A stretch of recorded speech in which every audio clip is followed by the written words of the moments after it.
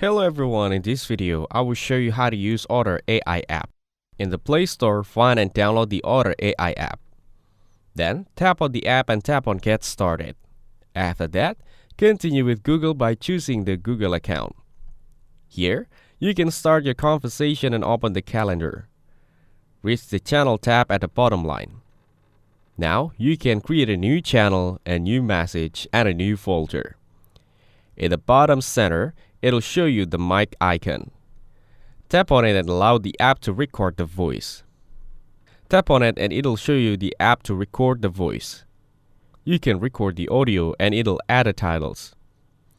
On the home page, you'll find your conversation. Next, tap on it and you'll see the titles here. In the AI chat tab, you can start a chat with AI. In the account tab, you'll get account settings, refer and earn, help center and trash.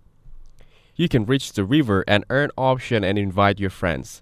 Thanks for watching. Don't forget to like and subscribe for more videos like this.